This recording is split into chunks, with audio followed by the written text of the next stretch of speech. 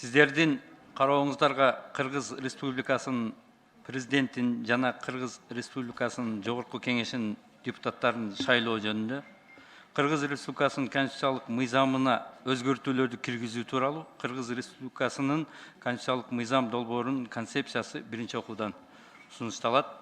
Бул конституциялык мыйзам долбоорунун максаты шайлоочу партияны эле гана эмес, партиянын ичиндеги кандидаттарга түз добушун бергенге мүмкүнчүлүк алат.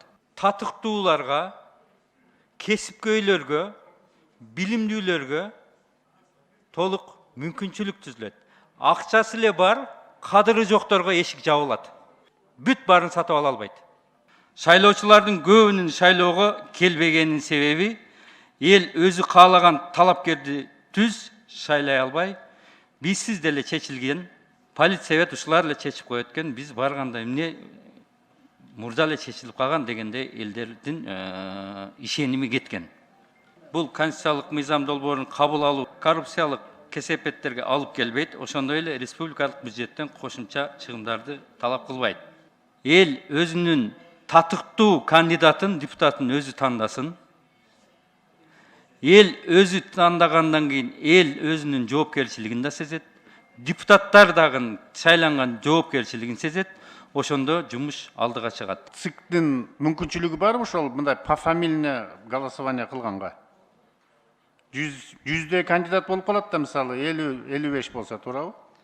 Ар бир партиядан.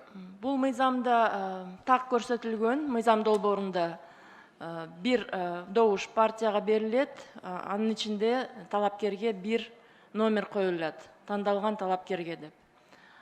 Бизде абдан заманбап технология колдонулат. Ал жерде ошол сиз жогорку кеңеш тарабынан бекитилген тартипке ылайык программалар иштелип чыгат. ЦИКтин мүмкүнчүлүгү бар. Жанагы жабдуулуктар, алар оборудование жана программа иштелип чыкса болот. Албетте мүмкүнчүлүктөр бар. Мен муну колдойм, бул туура деп эсептейм. Сиз жана элдин оюндагы нерсени айттыңыз. Кимди эл шайласа, анан ошолор отуруш керек болот деп. Пофамильно. Биз мунга келишибиз керек. Рахмат, ийгилик кылам. Эгерде бул мыйзам кабыл алынса, мен ойлойм, анда мандаттын да кереги жок болуп калат. Бул партийнистер менен анда мандаттын ортосунда эң жакшы ыкма. Заманбап Эң жакшы сунуш ушул да. Ачык жана бардыгы ачык жана элдин талабы болот да. Ошондон бул колдойбуз. Абдан жакшы мыйзам, бу дагы элдин талабы, мен колдойм. Бирок бир-эки суроом бар эле да. Биринчиден кандай округ болот? Канча округ? Бир округ. Кыргызстан единый округ. Бир округ. Чет мамлекеттеги жарандарыбыз кандай болот? Жарандар бүгүнкү эле нормадай шайлай беришет. Алар дагы ошол партияны, анан кандидатты. Ушундай эле бүгүнкү эле система. Нуржан Кармабек, технический мүмкүнчүлүк болобу? Ушу азыр мына демократический процесстер күчтөнүп келатат. 15-20 партия келсе, канча бюллетень белет, канча сан кирет списокко? Бир эле бюллетень болот. Эки птичка болот. Ар бир партиянын өзүнүн бюллетени болобу? Жок. Бир эле бюллетень болот. Бир сөз менен айтайын. Мисал үчүн сиз бир бол партиясынан келдиңиз. Ооба. Списокто канчанчы элес? 18.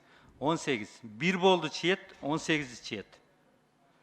Ал бир болдун эсебине кетет.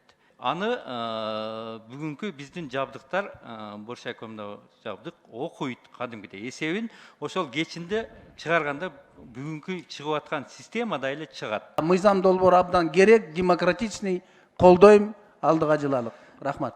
Эми мындай калыс сөздү айтышыбыз керек да. Мына биз башыбыздан өткөн адам катары. Мына өткөн шайлоодо, өткөн баягы 2015-жылкы шайлоодо мен Алай Чоңулай районунан биринчи местени алгам. 4000дөн ашык голос. Ош областы боюнча 3-чү местени алгам. Ошол биринчи местени алган адам менен, мына Карыбеков, Арзыбек менен, мен 3-чү, мына 5 жылдан кийин келдик. 1000 голос, 500 голос алган адамдар өтүп кетти. Ошондуктан мен мына Сулайманов Алтынбектин мына сунушуну колдоймун. Бул мындай калыстыкка жакыныраак экен. Чындыгында калыстыкка жакын, мына адамчылык көз караш менен караганда. мына азыркы сунуш мындай менин оюмча менимче эң мындай идеальный болуп атат. Бул биздин келечекте келе турган депутаттардын, келечекте депутат болуп келем деген чыган жигиттердин, Алтынбек Турбаевич айткандай, элдик лидерлерге эң керектүү, эң адилеттүү мыйзам экен. Мен ошондой эсептейм и колдойм. Буйруса, мына мыйзам өтүп калса, адилеттүүлүктүн эң чокусу болот.